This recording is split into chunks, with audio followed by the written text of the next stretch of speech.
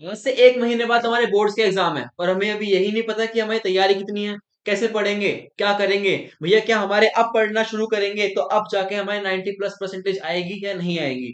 इन सभी का आंसर इस वीडियो में आपको मिल जाएगा। अगर आपकी कुछ भी प्रिपरेशन नहीं हुई है, अभी तक आपने पढ़ना शुरू नहीं करा है, अभी तक मुझे समझ में नहीं आ रहा है कि मैं कैसे पढूं, कैसे अपना सिलेबस कवर करूं, वो क्या क्या दिक्कतें हैं जो मुझ में अभी आ रही हैं प्रिपरेशन के दौरान, तो उन सभी की बात करेंगे आज और समझेंगे कि क्या दिक्कतें हैं जो एक स्टूडेंट को आ रही है बोर्ड की प्रिपरेशन करते वक्त। ठीक है, अभी भी समय है, संभल जाओ, सुधर जाओ और पढ़ने बैठ जाओ, क्योंकि अगर आपने अभी नहीं पढ़ा तो जब बोर्ड्स का रिजल्ट आएगा तब क्या करोगे, क्या होगा तुम्हारा घर पे, सोच के देखना एक बार। और अगर आप भी उनमें से एक हो जिनको नहीं समझ में आ रहा कि भैया मैं रिवाइज कैसे करूं, मैं पढ़ना कैसे शुरू करूं, क्या अब भी पढ़ के मैं 95% आ सकती है, तो भाई बिल्कुल आ सकती है। ठीक है, अगर जिसको चाहिए 95%, मुझे कमेंट में बताओ कि कौन कौन वो बच्चा है जो 95% लेकर आएगा। और ये वो लिखना है कि भैया मैं झुकेगा नहीं, लिख दो, जल्दी लिख दो, भैया मैं झुकेगा नहीं, पुष्पा ब्रांड लगा देंगे, पुष्पा ब्रांड लेकर आएंगे परसेंटेज अच्छी बोर्ड में। ठीक है, इसी जोश के साथ मुझे ये बात करनी है आपसे सबसे पहले कि आपकी क्या क्या दिक्कतें हैं, आप क्या चीज मेंटेन नहीं कर पा रहे हो जिससे आपकी परसेंटेज कम हो सकती है या फिर आप शायद फेल भी हो जाओ, लेकिन फेल होने नहीं देंगे क्योंकि पढ़ाएंगे भी। ठीक है, पहले बात करते हैं टाइम मैनेजमेंट। टाइम मैनेजमेंट भैया, टाइम मैनेजमेंट की जो दिक्कत है, टाइम मैनेजमेंट हो ही नहीं पा रहा। अभी तक सभी बच्चों को ये पता ही नहीं है भैया मैं कब तो पढ़ूं, कब मैं रिवाइज करूं। ठीक है, मैं पढ़े जा रहा हूँ, पढ़े जा रहा हूँ, भूल रहा हूँ, टाइम मैनेजमेंट नहीं हो रहा मुझसे, मैं टाइम मैनेजमेंट कैसे करूं। ठीक है, दूसरी चीज टाइम मैनेजमेंट में क्या, हमको पेपर लिखने के लिए मिलते हैं 3 घंटे, हम 2 घंटे में बैठ के सो गए, 2.5 घंटे में कर दिया, 3 घंटे में कर दिया। कोई बच्चे ऐसे होते हैं जिनका 2.5 घंटे में एग्जाम पूरा हो जाएगा, कोई बच्चे ऐसे होते हैं 3 घंटे भी उनको कम पड़ते हैं।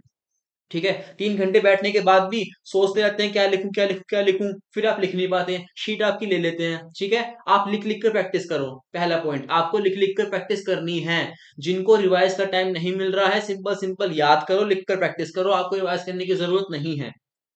ठीक है, क्योंकि हमको ये समझ में नहीं आता कि हमारा 3 घंटे में पेपर पूरा हो क्यों नहीं पा रहा, क्यों नहीं हो रहा आपका एग्जाम पूरा।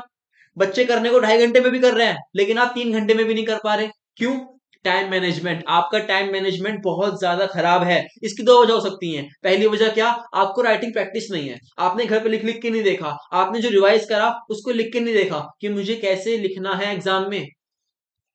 एग्जाम पेपर छूटेगा आपका 110%। अगर आपके अंदर राइटिंग स्किल्स नहीं है, एग्जाम पेपर को अटेम्प्ट करने की स्किल्स नहीं है, तो आपका पेपर छूटना जायज है, फिर आप कुछ भी कर लो आपका एग्जाम छूटेगा ही छूटेगा। टाइम मैनेजमेंट करना बहुत जरूरी है। अगर आपने टाइम मैनेजमेंट करना शुरू कर दिया तो आप भी उनमें से एक निकलोगे जो 2.5 घंटे में अपना पेपर फोड़ कराओगे और उसके बाद आधे घंटे सोओगे, औरों को देखोगे वो क्या कर रहा है, वो क्या कर रहा है, वो क्या कर रहा है। समझ में आ रही है मेरी बात? टाइम मैनेजमेंट बहुत जरूरी है। ठीक है, आगे बात करते हैं नेक्स्ट पॉइंट की। दूसरी चीज क्या है जो हम बच्चों को दिक्कत कर रही है, भैया हमको यही नहीं पता कि एक टॉपर लिखता कैसे है। एक टॉपर के 90 नंबर क्यों आ रहे हैं, 100 नंबर क्यों आ रहे हैं, बताओ मुझे, क्यों आ रहे हैं? क्योंकि उसका लिखने का तरीका, एग्जाम में आंसर शीट में लिखने का तरीका बहुत सही है। राइट आंसर लाइक अ हैकर, हैकर मतलब क्या, हैकर मतलब हैकर नहीं, हैकर मतलब हैकर नहीं, हैकर मतलब टॉपर।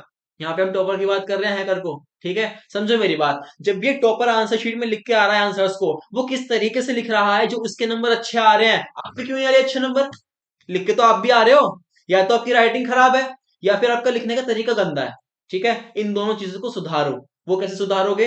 आज के टाइम पे यूट्यूब पे ऑनलाइन हर जगह बच्चों की डमी आंसर शीट मिल जाती है। ठीक है, आंसर शीट्स मिल जाती हैं, टॉपर्स की मिल जाती हैं शीट्स, आप गूगल करो, वहां पे डाउनलोड कर लो पीडीएफ, आपको समझ में आ जाएगा कि कैसे आपको प्रेजेंटेशन देकर आनी है अपने बोर्ड्स में। ठीक है, कैसे लिखना है, कौन से पेन का यूज करना है, कहाँ कहाँ पे कीवर्ड्स को लिखने की जरूरत है, कैसे कैसे कितना कितना मार्जिन लेना है, लेफ्ट राइट में कितना कितना मार्जिन लेना है, ये सब चीजें आपको समझ में आ जाएंगी जब आप किसी स्टूडेंट की आंसर शीट देख लोगे। ठीक है, उसको देखो, एनालाइज करो, समझो, अच्छा ये चीज करनी है, मैं ये चीज करूंगा, इससे इंपैक्ट पड़ता है। हमेशा ध्यान रखना, small plus small is equals to what, big. ध्यान रखो हमेशा, small plus small is equals to big. कभी बिग प्लस बिग स्मॉल नहीं होता, या फिर कभी big plus big extra big नहीं होता। समझ में आ रही मेरी बात? स्मॉल प्लस स्मॉल क्या होता है, बिग होता है। छोटी छोटी बातों को ध्यान रखोगे ना तो कुछ बड़ा उखाड़ पाओगे, वरना बड़ी बड़ी चीजों पे ध्यान करते रहो, छोटी छोटी चीजें मिस कर दोगे आप। ठीक है, समझ में आ रही है? स्मॉल प्लस स्मॉल क्या होता है, बिग होता है, हमेशा ध्यान रखना। छोटी छोटी चीजों पे ध्यान दो, ऑटोमेटिकली आपके मार्क्स ग्रेड करेंगे। अगला पॉइंट क्या है भैया, analyse and practice sample papers and PYQs.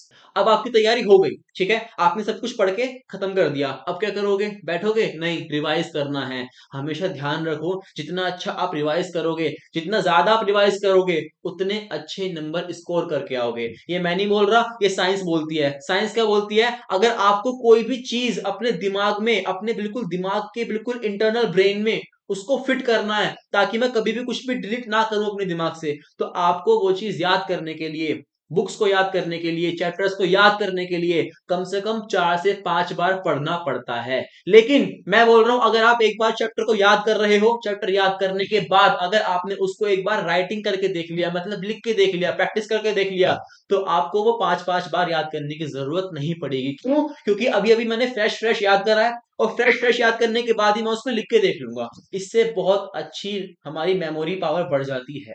ये थी पहली चीज। दूसरा काम क्या करना है आपको, सैंपल पेपर्स उठाओ, पीवाईक्यूज उठाओ, ठीक है, उसके बाद उनको एनालाइज करो, उनके आंसर्स देखो, कैसे उन्होंने आंसर्स लिखे हैं, कैसे मुझे लिखने हैं, खुद आंसर्स लिख के देखो, जहां गलती है नंबर काट लो अपने खुद के, ठीक है। इस तरह से आप प्रैक्टिस करोगे, आपको समझ में आएगा कि मुझे अटेम्प्ट क्वेश्चन करना कैसे है। Again, small plus small is equals to big. छोटी छोटी चीजों पे ध्यान दोगे, ज्यादा नंबर स्कोर करोगे, ठीक है। नेक्स्ट पॉइंट है रिवीजन हैक्स। भैया हमने पढ़ सब कुछ लिया, सब कुछ पढ़ लिया मैंने, लेकिन मुझे अब समझ नहीं आ रहा मैं रिवाइज कैसे करूं। मेरे पास 5 5 सब्जेक्ट्स हैं, मैथ है, इकोनॉमिक्स है, बीएसटी है, साइंस है, जो भी आपके पास सब्जेक्ट्स हैं, मैं रिवाइज कैसे करूं? कैसे करूं मैं रिवाइज? रिवाइज करने का एक तरीका है, कोई काम करना है, आप एक कॉलम बनाओ, ठीक है। एक कॉलम में लिखो जो आपको चैप्टर हार्ड लगते हैं, ठीक है। एक कॉलम में लिखो जो आपको चैप्टर इजी लगते हैं, ठीक है। यहां लिखो चैप्टर्स का नाम। अब जो चैप्टर्स हार्ड आपको लग रहे हैं, पहले रिवाइज करो उनका। क्यों भैया, हार्ड वाले तो मैं बाद में भूल जाऊंगा, तो इस तरह से तो फिर हमें ऐसा करना चाहिए कि मैं हार्ड वाले को बाद में रिवाइज करूं, नहीं।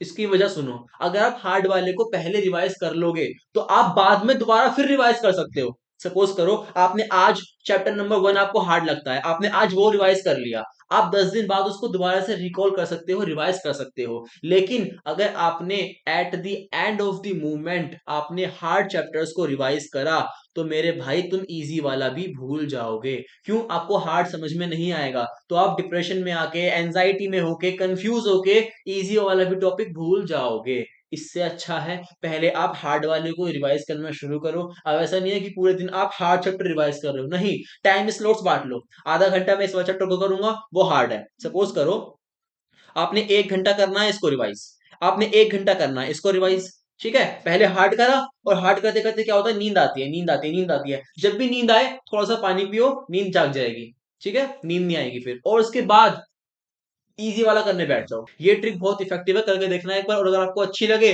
तो मुझे कमेंट बॉक्स में जरूर बताना। पहले क्या करना है, पहले हार्ड चैप्टर लेना है, उसके बाद इजी चैप्टर उठाना है। अगर आप ऐसे करोगे तो आपके नंबर अच्छे स्कोर होंगे, और सारा का सारा रिवाइज भी हो जाएगा, ठीक है। तो आपको पेपर के टाइम पे हार्ड सब्जेक्ट्स नहीं लेके बैठने हैं, हार्ड टॉपिक्स लेके नहीं बैठने हैं। आप अभी से हार्ड लेके बैठो। क्यों? क्योंकि अभी आपके एग्जाम में पूरा 1 से 1.25 महीना है। समझ में आ रही है मेरी बात? अभी से भी अगर मैं देखूं तो आपके एग्जाम में 45 डेज तो हैं ही हैं। समझ में आ रही है मेरी बात? तो आपको ये काम आज से करना है। सबसे पहले मुझे ये रिवाइज करने हैं हार्ड चैप्टर्स। सबसे पहले मैं हार्ड लूंगा, उसके बाद मैं इजी चैप्टर्स को रिवाइज करूंगा, ताकि मैं पूरा मैनर तरीके से रिवाइज कर पाऊं और अपने ब्रेन को स्ट्रांग बना पाऊं। समझ में आ रही है? ठीक है। अगर आपको इन चीजों से अलग भी कोई भी डाउट्स है, कोई भी क्वेरीज है, कोई भी दिक्कतें आ रही हैं, तो आप जल्दी से कमेंट बॉक्स में मुझे बताओ। मैं उसके लिए कोशिश करूंगा कि सेपरेट वीडियो आपके लिए लेकर आऊं, ठीक है। ओके, तो इस वीडियो के लिए सिर्फ इतना ही। मिलते हैं एक नई वीडियो के साथ, लेक्चर के साथ, गाइडेंस के साथ, मोटिवेशन के साथ। तब तक के लिए take care, good night, bye bye.